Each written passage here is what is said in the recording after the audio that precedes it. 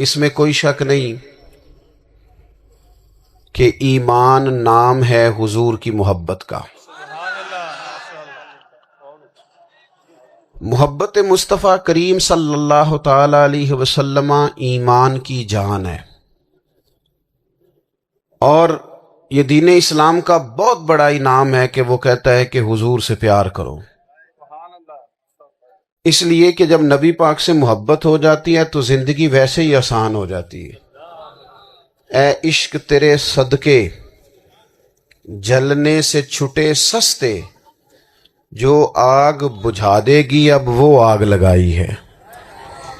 کیا ہوتا ہے کہ انسان کے لیے زندگی آسان ہو جاتی ہے. میں نے عرض کیا تھا کہ پتہ ہی نہیں چلتا کمانڈر ان چیف کون ہے. اللہ آپ کو سلامت. ٹھیک ہو گیا جی، اب آنے دیں دوستوں کو. بیٹھ جائیں جی، آپ لوگ آگے نہ ہو پیارے بیٹے، بیٹھ جاؤ جہاں جگہ نہیں. آپ اس طرح بھاگے دوڑے تو نانا، محفل میں آئیں، اس کا ادب کا خیال کریں. آپ تشریف رکھیں، بس بیٹھ جائیں جہاں جگہ مل رہی ہے. جو دوڑ کے آ رہے ہیں یہ اطمینان سے آئیں گے تو باوقار لگیں گے. اللہ آپ کو سلامت رکھے، برکت دے. ماشاءاللہ، اللہ تعالیٰ آپ کو برکات دے. اوہو، یہ اتنا مجمع کنٹرول نہیں ہوتا. کوئی بات نہیں، وہ انجی ہوتا ہے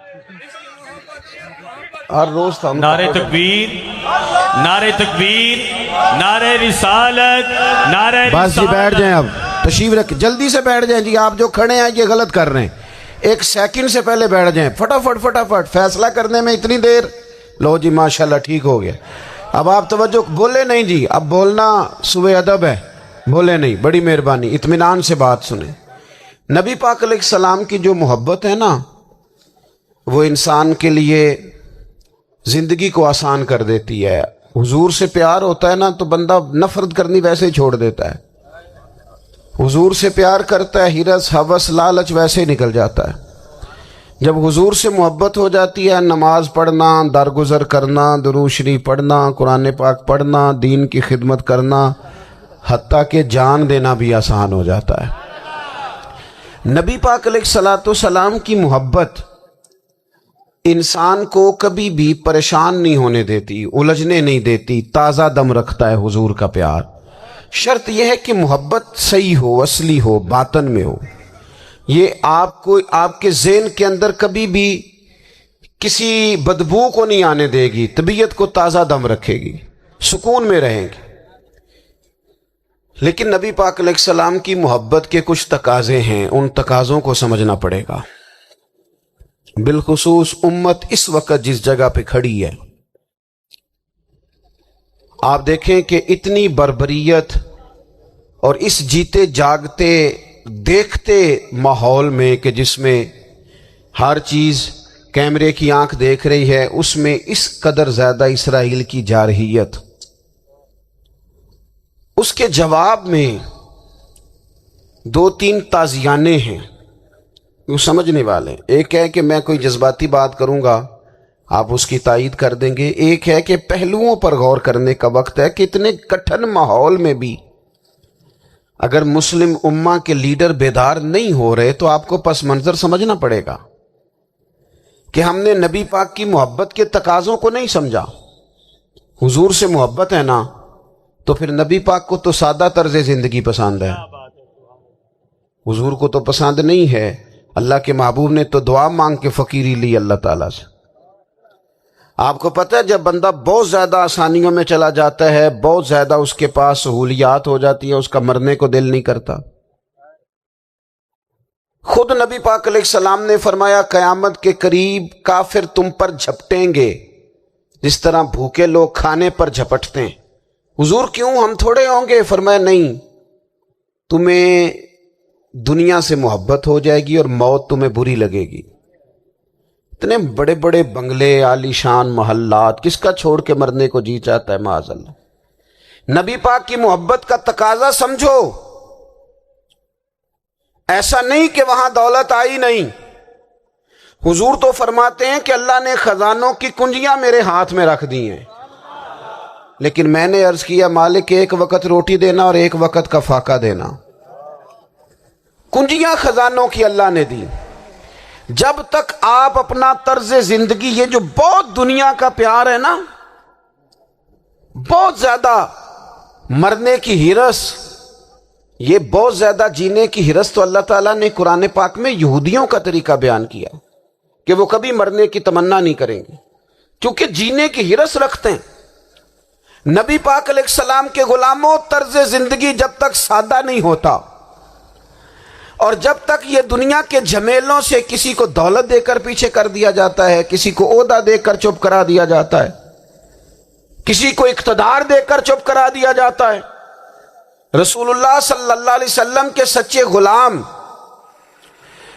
انہیں ایک بات کی سمجھ آ گئی تھی کہ ہمیں ہمارے رب نے کہا ہے قل ان کنتم تحبون اللہ فاتبعونی یحببکم اللہ. اے محبوب آپ ان سے فرما دیں اگر رب سے محبت کرنا چاہتے ہیں تو آپ کی پیروی کریں، اللہ خود ان سے محبت فرمائے گا. جب رب بھی ان کا ہو جائے گا، جب رب بھی ان کا کی محمد سے وفاتوں نے تو ہم، یہ جہاں چیز ہے کیا، یہ لوح و قلم تیرے ہیں، اس کا کیا مطلب ہوا؟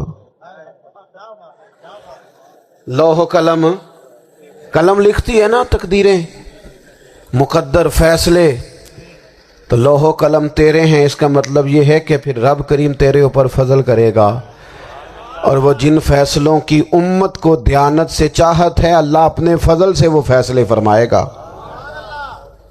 جب تک زندگی حضور کی غلامی کی طرف نہیں جاتی وہ اللہ تعالیٰ کی تائید نہیں پاتی. حضرت عبداللہ ابن حذافہ رضی اللہ تعالیٰ عنہ کو رومیوں نے قید کر لیا تھا، اور جب رومی آپ کو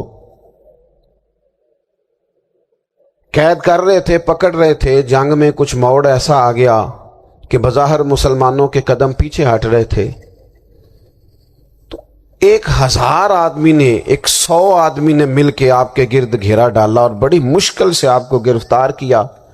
جب بادشاہ کے سامنے لے گئے نا تو بادشاہ سے اس کا سپہ سالار کہنے لگا کہ بندہ ضائع کرنے والا نہیں. یہ بات سمجھیں آپ، ہماری طبیعت کے مطابق جو بندہ پورا نہیں اترتا ہم ضائع کر دیتے ہیں. حالانکہ اگر آپ کو مخالف صف میں بندہ کام کا نظر آئے تو آپ غور فرمائیں کہ یہ ہمارے قافلہ محبت میں کیسے شامل ہو سکتا ہے، اس کے لیے جد و جہد کریں تاکہ اس سے کام لیا جا سکے. اس نے کہا، روم کے بادشاہ نے، بندہ ضائع کرنے والا نہیں. وزیر نے کہا بادشاہ سے، اس نے کہا کیا کریں؟ کچھ ایسا کریں کہ یہ معاذ اللہ ہمارے دین میں آ جائے. اور قرآن مجید نے واضح کہہ دیا ہے کہ یہودی اور عیسائی تم سے راضی نہیں ہو سکتے حتی تتبع ملتہم، جب تک کہ تم ان کے دین کی پیروی نہ کرو. ان کو کسی طریقے سے معاذ اللہ عیسائی بنایا جائے. تو بادشاہ کہنے لگا 2-3 چیزیں ہیں جس سے کوئی بندہ بھی خریدا جا سکتا ہے، کر لیتے ہیں بات. اس نے سب سے پہلے حضرت عبداللہ ابن حذافہ سے کہا کہ جتنے پیسے آپ کہیں گے آپ کو ملیں گے، آپ اس دین میں آ جائیں معاذ اللہ. تو حضرت عبداللہ ابن حذافہ نا، کچھ لوگ بڑے سیانے ہوتے ہیں، بردبار ہوتے ہیں، بعض باتوں پر غصہ نہیں کرتے، ہنستے ہیں. حضرت عبداللہ ابن حذافہ ہنس پڑے، فرمانے لگے تجھے کس نے بادشاہ بنایا؟ تو بڑا بیوقوف آدمی ہے. اس نے کہا کیا مطلب؟ فرمانے لگے نادان، میں تو تلوار لے کے میدان میں آیا ہوں، مجھے دولت کمانی ہوتی میں تجارت کرتا، میں تجارت نہیں کر رہا، میں تو شہادت کے لیے نکلا ہوا ہوں، اور تو مجھے کہہ رہا ہے پیسے لے لے، کو عقل کی بات کر. اس نے دوسری بات کی، اس نے کہا کہ میں بادشاہ ہوں، میرے نیچے جتنے بھی عہدے ہیں، وزیر، مشیر، وزیر خزانہ، جو آپ عہدہ کہیں گے آپ کو دے دیا جائے گا، آپ اس طرف آ جائیں. تو حضرت عبداللہ ابن حذافہ کہنے لگے پھر کہتا ہوں تو بڑا نادان ہے. فرمانے لگے میں حضور کا صحابی ہوں، اور صحابی ہونے سے بڑا عہدہ دنیا میں ہے ہی کوئی نہیں. صحابہ وہ صحابہ جن کی ہر صبح عید ہوتی تھی، خدا کا قرب حاصل تھا، نبی کی دید ہوتی تھی. کہا تو مجھے لالچ دے رہا ہے. اب انہوں نے ایک نئی چال چلی. وزیر کہنے لگا کہ میں ایک اور طرح سے معاذ اللہ کوشش کرتا ہوں پگھلا دینے کی. آپ اندر کمرے میں قید تھے تو وہاں ایک خاتون کو بنا سنوار کر بھیج دیا گیا. دوستو یاد رکھنا، تگڑا اور مضبوط جوان پتہ کون ہوتا ہے؟ جس کی نظریں پوری طرح اس کے کنٹرول میں ہوں. یہ علامت جوانی ہے. جس آدمی کا پوری طرح، دو لوگ دنیا میں کبھی کوئی کارنامہ سر انجام نہیں دے سکتے، ایک جو حرام کھاتا ہو، ایک جس کی نظر ناپاک ہو. محمد بن قاسم جب یہاں آئے تھے نا تو ایک دن بڑے پریشان تھے، تو ایک بزرگ کہنے لگے آپ کیوں پریشان ہیں؟ کہنے لگے راجہ دہر سے مقابلہ ہے اور ہماری فوج تو سندھ کے رستے بھی نہیں جانتی، زبان بھی نہیں جانتی، لڑیں گے کیسے؟ 2-4 دن کے بعد ان بزرگوں کی دوبارہ محمد بن قاسم سے ملاقات ہوئی تو بڑے خوش تھے. کہا اب آپ کیوں خوش ہیں؟ کہنے لگے وہ میرا مقابلہ نہیں کر سکتا، میں نے تحقیق کر لی ہے. کہا کیوں؟ کہنے لگے نظر کا گندہ ہے، اور جو نظر کے گندے ہوتے ہیں وہ میدانوں میں ٹھہرا نہیں کرتے. میدان کے لیے نکلنے کے لیے پاک جوانی کی ضرورت ہوتی، تطہیر مزاج ہونا ضروری ہوتا ہے، پاکیزہ افکار اور سچی اور سچی ستھری سوچوں کا ہونا ضروری ہوتا ہے. اس لیے فرمایا کہ میرا مقابلہ نہیں کر سکتا. حضرت عبداللہ ابن حذافہ کمرے میں تھے تو وزیر کی بیٹی اندر سجی سنوری پہنچ گئی. جیسے ہی آپ نے اس کفر کی چال کو دیکھا تو تیمم کر کے نفل شروع کیے. وہ ساری رات بیٹھی رہی، رب کا بندہ ساری رات عبادت کرتا رہا. عبادت بڑا سہارا ہے، مصلی بڑا سہارا ہے اللہ کے بندوں. صبح دروازہ کھولا، وزیر نے اپنی بچی سے پوچھنا چاہتا تھا رزلٹ کیا نکلا، تو وہ کہنے لگی پیچھے ہٹ جا، اب تیرا میرا تعلق کوئی نہیں، میں نے نبی پاک کا کلمہ پڑھ لیا.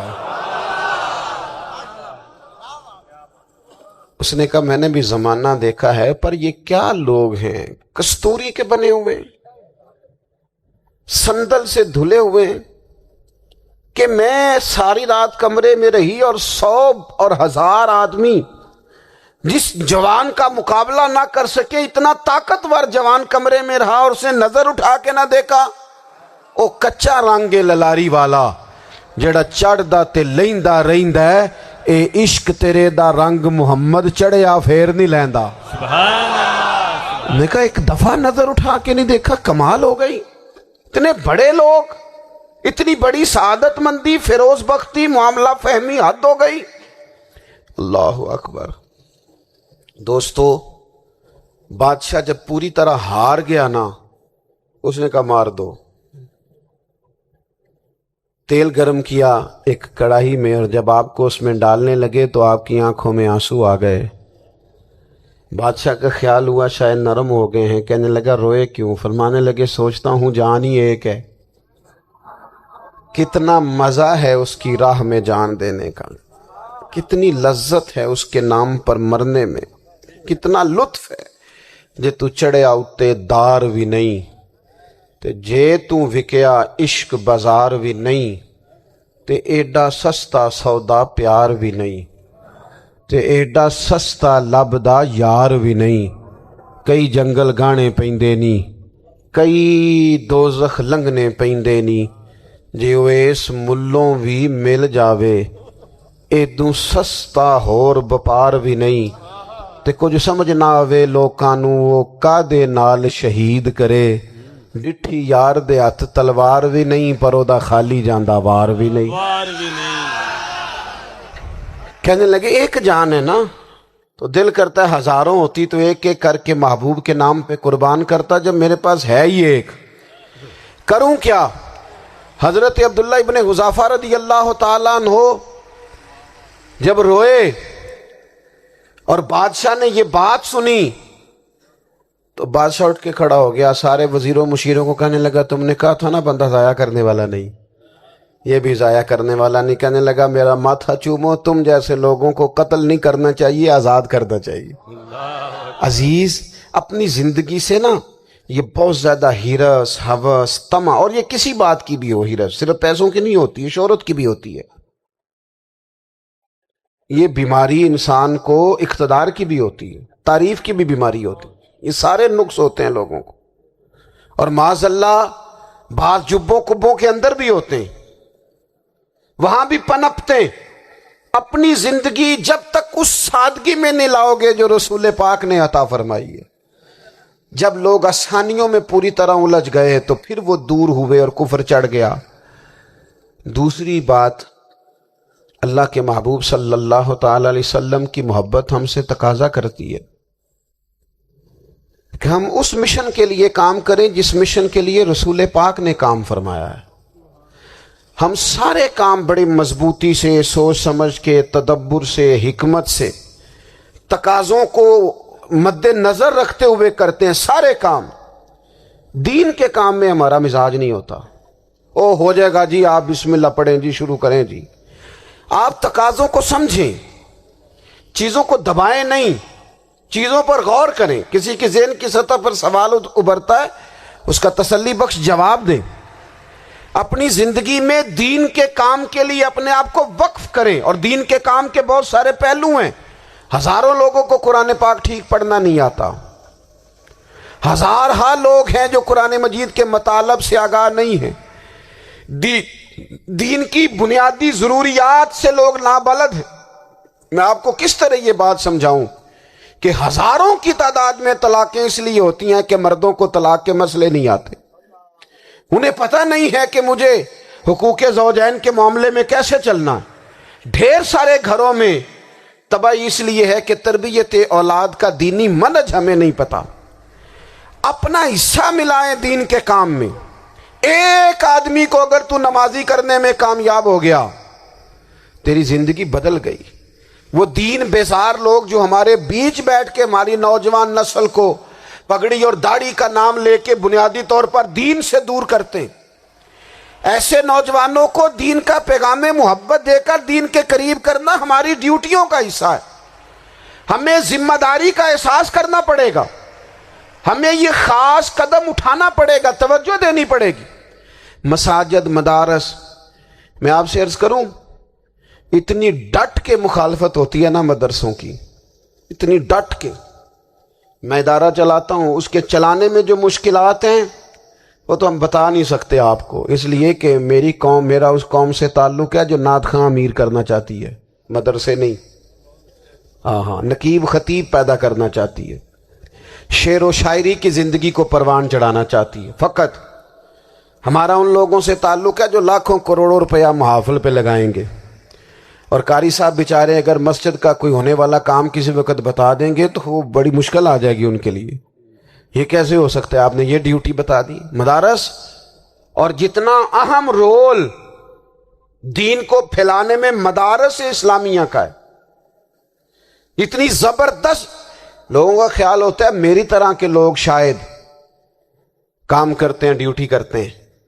یہ 10-15 لوگ آپ کو نظر آتے ہیں جو آپ کو کہیں میڈیا پر یا ادھر ادھر ڈیوٹی کرتے. مخلص لوگ اپنی جگہ پہ وہ بھی بڑا ہی کام کر رہے ہیں، جو میڈیا پہ آ کے بھی اخلاص سے اور درد دل سے کو دین کی، ان کی بھی کسی بات کی حوصلہ شکنی نہیں. لیکن ہزارہا اساتذہ جو مدارس میں بیٹھ کے پڑھاتے ہیں، جنہوں نے وہ سارے لوگ تیار، آپ سمجھ نہیں سکتے کتنا بڑا کام. حفظ کا استاد جو ہوتا ہے نا، اس کی ڈیوٹی 24 گھنٹے ہوتی ہے فجر سے پہلے، اور اس نے بچوں کو اٹھانا ہے. تنخواہ تو ہم انہیں دینا نہیں نہ چاہتے جی، تنخواہ نہیں دی انہوں نے. ہمیں مولوی امیر نہ ہو جانا. مولوی نو تے سوٹ بھی 27ویں والی رات دے ہے تاکہ کدھر سوان کے عید والے دن پا نہ لوے، چونکہ 27ویں تو بعد تے درزی پھڑتا ہی کوئی نہیں. کیوں حضرت؟ ایسا ہی ہے نا، اس وقت تو نہیں نہ لیتا. تو ہم چاہتے ہیں مولوی ہماری مرضی کے ہماری طرح کا سوٹ نہ پہن لے. مدارس کی مضبوطی آپ یہ دیکھ لیں، یہ صلاح الدین ایوبی کا تعلق بھلا کس چیز سے تھا؟ غوث اعظم کے مدرسے سے. حضور غوث اعظم کے مریدوں کی جماعت اس کے ساتھ شامل تھی. کون لوگ تھے جنہوں نے مدارس سے فیض پایا؟ رازی اور غزالی، حضور غوث اعظم، خواجہ اجمیر، یہ سب لوگ مدارس کے لوگ ہیں. کمزوریاں ہیں، غلطیاں ہیں، بہت ساری چیزوں کی اصلاح کی ضرورت ہے، لیکن یہ دین کا بہت بڑا قلعہ ہوتا ہے مدرسہ. لیکن اس کی مخالفت کی جاتی ہے. مجھے بتائیے، اگر مدرسوں میں کمزوریاں ہیں تو کالجوں یونیورسٹیوں میں نہیں ہیں؟ ہم نے کبھی مخالفت کی ہے بند کر دو سارے؟ لیکن لوگوں کا جب خیال آتا ہے، جب ہمارے ایک سابقہ وزیر صاحب تھے سر راہ، کسی دعوت میں میری ان سے ملاقات ہو گئی تو انہوں نے کہا مدرسوں کا کردار کیا ہے؟ آج کے ماحول میں نے انہیں کہا کہ مختلف کورسز آپ کراتے ہیں نا، تو اس کے لیے پھر مختلف ویکینسیز ہوتی ہیں. جہاں بچوں کو مدرسے کا کورس کرایا جاتا ہے تو استاد بننا ہوتا ہے، اس نے خطیب بننا ہوتا ہے، مسجد کی ڈیوٹی کرنی ہوتی ہے. میں نے کہا بالکل کوئی حکومت سرپرستی نہیں کرتی، لیکن اللہ کا فضل ہے. کبھی آپ نے کوئی مسجد سنی ہے جس میں جمعے والے دن مولوی نہ ملا ہو جمعہ پڑھانے کے لیے؟ کبھی آپ کو رمضان میں ایسی مسجد ملی ہے جس میں قرآن مجید سنانے کے لیے حافظ نہ ملا ہو؟ یہ ہو سکتا ہے کسی حافظ کو مسجد نہ ملے. تو مدارس کے ذمے جو کام تھا مدارس نے جم کے کیا ہے اور ڈٹ کے کیا اللہ کے فضل سے. اور مدارس کے لوگوں کو بھی کمزور نہیں پڑنا چاہیے، کبھی کسی وزیر مشیر مالدار کے روب میں نہیں آنا چاہیے، قطعاً نہیں. کیوں؟ کہ یہ وہ عظیم لوگ ہیں رسول اللہ صلی اللہ علیہ وسلم کے دین کے غلام، کہ ابھی ایک لفظ نہیں پڑا ہوتا الف با تا سا، پہلے دن گھر سے نکلتے ہیں تو حضور فرماتے ہیں اللہ کے فرشتے ان کے پیروں کے نیچے پر بچھا بھی دیتے ہیں. پہلے دن اتنا بڑا اعزاز ملتا ہے.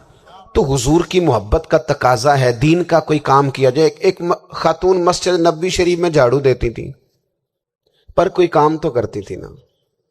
اور کس مسجد میں؟ جہاں 70,000 فرشتے صبح آتے ہیں 70 شام آتے ہیں.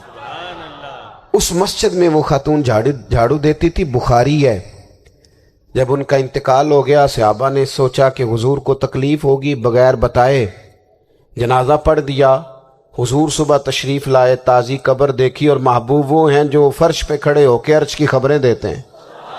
نبی پاک علیہ الصلوۃ والسلام نے فرمایا کہ مجھے اطلاع کیوں نہیں دی اس کے انتقال کی؟ یہ کرم دیکھو، کوئی ڈیوٹی تو کرتی تھی نا یار، پر خلوص سے، پر پیار سے، پر اللہ کو راضی کرنے کے لیے، پر درد دل سے. اور دین کی ڈیوٹیاں کرنے والے دوستو سنو، حضور صبح آئے، قبر کو دیکھ کر فرمایا مجھے کیوں نہیں بتایا؟ یا رسول اللہ آپ کو تکلیف دینا مناسب نہ جانا؟ تو قبر پہ کھڑے ہو کے حضور نے فرمایا صف بناؤ میں دوبارہ جنازہ پڑھاؤں گا. صف بناؤ میں دوبارہ جنازہ پڑھاؤں گا. کوئی ڈیوٹی تو. تیسرا تقاضا حضور کی محبت کا، سمجھو میں بس بڑی جلدی بات سمیٹنے لگا ہوں. حضور کی امت سے پیار کرو، یہ نبی پاک کی محبت کا تقاضا ہے. حضور اس بندے سے بڑے راضی ہوتے ہیں جو حضور کی امت سے پیار کرتا ہے. آپ کو پتہ ہے حضرت جبریل امین علیہ السلام نے معراج کی رات حضور علیہ الصلوۃ والسلام سے عرض کی تھی کہ اللہ کی بارگاہ میں عرض کیجئے گا میری بھی ڈیوٹی لگ جائے آپ کی امت کے ساتھ محبت کرنے پر. تو یہ کیوں کہا تھا انہوں نے؟ علماء نے لکھا اس لیے کہا تھا کہ حضرت جبریل بھی جانتے ہیں کہ حضور کی امت سے محبت کی بات کی جائے نا تو نبی پاک راضی ہوتے ہیں. امت سے پیار کرو گے نا، امت سے. ایک صرف بات کا خیال رکھنا، عقیدہ برا ہو تو بات دوسری ہے، ورنہ میرے محبوب کی امت کا ایک ایک شخص جو مدینے والے کا کلمہ پڑھتا ہے، جو حضور کا غلام ہے، اس کے بارے میں اپنے دل میں گنجائش رکھنا، پیار رکھنا، وارفتگی رکھنا. اور دوستو یہاں لوگ کس کس طرح گروہوں کو، جماعتوں کو سپورٹ کرتے ہیں. نبی پاک نے اس امت کی کثرت پر فخر بیان کیا اور حضور فرمانے لگے 120 صفیں جنتیوں کی ہوں گی، قیامت میں 80 صفیں صرف میری امت کی ہوں گی. سبحان اللہ. میں کثرت امت پر فخر کروں گا. ان لوگوں سے پیار کرنا ہے، ان کے دکھ درد کو سمجھنا ہے. پتہ ہے آج کیا ہوتا ہے؟ آج ہمیں نا مختلف چھوٹے چھوٹے ملکوں میں بانٹ دیا گیا تو ہم کسی دوسرے مسلمان بھائی کا درد نہیں محسوس کرتے. ہم گھروں میں نہیں محسوس کرتے. پڑوسی پر ظلم ہو رہا ہو تو ہم کہنے پتر ساڈا نہیں مسئلہ، یہ مسئلہ ہے، تینوں کی لگے. حالانکہ پڑوسی کی آگ اس لیے بھی کسی وقت بجھا دینی چاہیے کہ پڑوسی کی نہ بجھائی جائے تو اپنا گھر بھی زاد میں آ جاتا. آج امت مسلمہ سے ہمیں بس لگا دیا گیا اپنے حصے کی روٹی کماؤ، اپنے حصے کی کوٹھی بناؤ، اپنے حصے کی گاڑی خریدو، اپنے حصے کا کام کرو. امت کا درد، امت کی بات، وحدت امت کا تصور، امت کا دوبارہ سے وہ شان ارسل رسولہ بالہدی ودین الحق لیظہرہ علی الدین کلہ، وہ تصور کب ہوگا؟ اس وقت ہوگا جب ہم بات امت کی کریں گے۔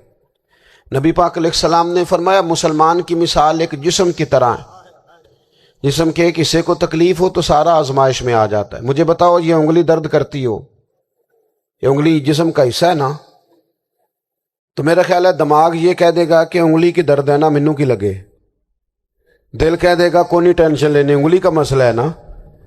ایسا نہیں ہوتا، بلکہ جب انگلی میں درد ہوتی ہے تو دماغ منصوبہ بندی کرتا ہے کہ اس کا علاج کیسے ہو سکتا ہے، دل پریشان ہوتا ہے، پیر چل کے جاتے ہیں، ہاتھ وہ دوائی وصول کرتے ہیں، دانت اسے چبا کر، حلق اسے نگل کر، معدہ اسے ذخیرہ کر کے جسم میں پھیلاتا ہے، پھر جا کے انگلی شفا پذیر ہوتی ہے۔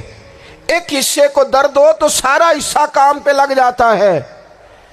اسرائیل اگر تکلیف دے رہا ہے فلسطینیوں کو تو ہونا چاہیے تھا نا بعض مسلمان حکمرانوں کو نیند نہ آتی، وہ درد دل محسوس کرتے، ہونا چاہیے تھا نا کہ بعض لوگ یہاں ہم کیا کرتے ہیں بھلا بیٹھ کے، اب تو مجھے بعض چیزوں سے کوفت بھی ہونے لگا، ہم دیتے ہیں بیان مذمت، آپ کے بیان دینے سے کیا ہوگا؟ فلانے نے بھی بیان دے دیا، فلانے نے بھی کلپ دے دیا، یہ کیا کر رہے ہیں؟ یہ تو آپ زندہ رہنا چاہتے ہیں۔ وہ جس طرح آج کل ہمارے ہاں بہت ساری چونکہ جماعتیں ہیں تو کشمیر ڈے آتا ہے نا تو مل کے ریلی نہیں نکالی جا سکتی، سوال نہیں پیدا ہوتا، کیونکہ ہمیں جماعتوں کو زندہ رکھنا ہے۔ اس جماعت کی خبر الگ لگنی چاہیے، اس جماعت کی خبر الگ، تو ایسے کوئی انقلاب آئے گا؟ یاد رکھنا امت کو پوری کو ایک طاقتور آواز بننا پڑے گا، ہمیں تھوڑا تھوڑا اوپر اٹھ کے سوچنا پڑے گا۔ خدا را اللہ تعالیٰ مجھے معاف کرے اگر کوئی بات میں ستی کر رہا ہوں، دل کی گہرائی سے عرض کرتا ہوں اب تو بڑا سخت وقت آ گیا، اب چونکہ اب تو کیمرے کی آنکھ آئی ہے تو وہ زخمی بچے دیکھے نہیں جاتے، وہ تڑپتی مائیں دیکھی نہیں جاتی، وہ سسکتی اور آواز دیتی بیٹیاں سنی نہیں جاتی، وہ آوازیں ایسی ہیں جیسے وہ رات کے سناٹوں میں چیخیں بن کے لوگوں کو جگایا کریں گی۔ خدا را کچھ جرم ایسے ہوتے ہیں جن کی سزائیں بڑی سخت ہوتی ہیں، جن کی معافی بڑی مشکل سے ہوتی، اپنے اندر جذبہ ایمانی پیدا کریں۔ اور میرے دوستو بستر پر بھی تو لوگ ماری جایا کرتے ہیں نا، اپنی زندگی رسول اللہ صلی اللہ علیہ وسلم کے دین کے نام کرو، جذبہ جہاد، شوق شہادت اور عشق رسول، یہ عناصر ہیں جو امت مسلمہ کو پیروں پر کھڑا کریں گے۔ 2 منٹ کے لیے سوچو، امت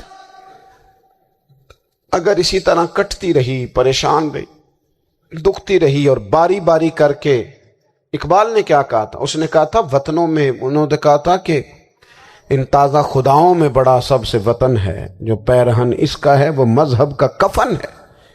تو اقبال ہم کیا کریں؟ کہنے لگے بازو تیرا توحید کی قوت سے قوی ہے، اسلام تیرا دیس ہے، کیونکہ تو مصطفی ہے، تو بحیثیت مسلمان سوچنا شروع کر، بحیثیت مسلمان، اور یوں تو سید بھی ہو، مرزا بھی ہو، افغان بھی ہو، تم سبھی کچھ ہو، بتاؤ کہ مسلمان بھی ہو، تمہارے اندر کہیں سے کوئی مومن بھی بولتا ہے کہ نہیں؟ علاقائی تعصبات اور ملکی سرحدوں میں قید ہو جانے والوں، تم ایک نبی کی امت ہو۔ کیوں نہیں سمجھتے کہ جب کشمیر کی بیٹی روتی ہے تو مدینے والے محبوب پاک علیہ السلام کی امت کی بیٹی روتی ہے، جب فلسطین کی بیٹی روتی ہے تو امت کی بیٹیاں روتی۔ خدا را کچھ درد دل اپنی طبیعت میں پیدا کریں۔ میں حکمرانوں کی بات نہیں کرتا، میں تو عام لوگوں سے ایسے تبصرے سنتا ہوں جو نہیں کرنے چاہیے۔ وہ نہیں جی نہیں، دوسرا رخ بھی دیکھو، عام آدمی اٹھ کے، عام لوگ بھی یہ خطرناک سوچیں اور ان سے خوفناک نتائج برآمد ہوں گے۔ تو 3 باتیں میں نے آپ کی خدمت میں عرض کی ہیں۔ ایک تو کوشش کریں اپنی زندگی کے اندر کہ زندگی کو سادہ کریں، پیسہ ضرور کمائیں لیکن پیسے سے پیار نہ کرو، پیار تو مدینے والے رسول سے کرنا۔ دولتیں، ہرس، ہوس، طمع، ان سے باہر آؤ، اور دوسری گزارش آپ کی خدمت میں یہ عرض کی ہے، کچھ نہ کچھ دین کا کام، اور اس میں بھی شہرتوں سے بچتے ہوئے، تصویروں سے بچتے ہوئے۔ میں ہر محفل میں شاید کہتا ہوں میری فوٹو آ رہی ہے اور لائیو آ رہا ہے اور فلاں ہو رہا ہے، لیکن اس محفل کا خوبصورت انسان وہ ہے جو سب سے پیچھے بیٹھا ہے، وہ کسی فوٹو کے لیے نہیں آیا۔ اور میں ڈھیر سارے لوگ دیکھ رہا ہوں، یہ جو آگے بیٹھ جاتے ہیں بعض اوقات 5 7 10 لوگ، یہ بڑی تصویر سازی کرتے ہیں، لیکن جو پیچھے بیٹھے ہوتے ہیں ان کی کوئی فوٹو نہیں آتی۔ اور میں نے بہت سارے لوگوں کو دیکھا ہے کبھی موبائل کو ہاتھ بھی نہیں لگاتے، لیکن جن کے لیے آئے ہیں انہیں تو پتہ ہے نا کون کون آیا ہے۔ اور کچھ دین کے لیے کریں۔ اور تیسری گزارش آپ کی خدمت میں یہ ہے کہ امت بن کر بھی ضرور سوچیں، اور امت کے دکھوں کا مداوع بھی کریں، اور امت مسلمہ کا درد بھی اپنے سینے میں ضرور محسوس کریں۔ اللہ تعالی ہماری اس بزم کو، یہ ایک بات اور سن لیں جی، نبی پاک علیہ الصلوۃ والسلام نے ارشاد فرمایا، لائیں جی، حضور سید عالم علیہ الصلوۃ والسلام نے ارشاد فرمایا کہ جب تک بندہ اللہ کے بندوں کی مدد میں رہتا ہے نا، اللہ بھی اس کی مدد کرتا رہتا ہے۔ یعنی اگر آپ امت کے لیے سوچتے ہیں، کوئی امت کے لیے فکر پیدا کرتے ہیں، کچھ امت کی سوچیں لاتے ہیں، تو اللہ بھی مدد فرمائے گا۔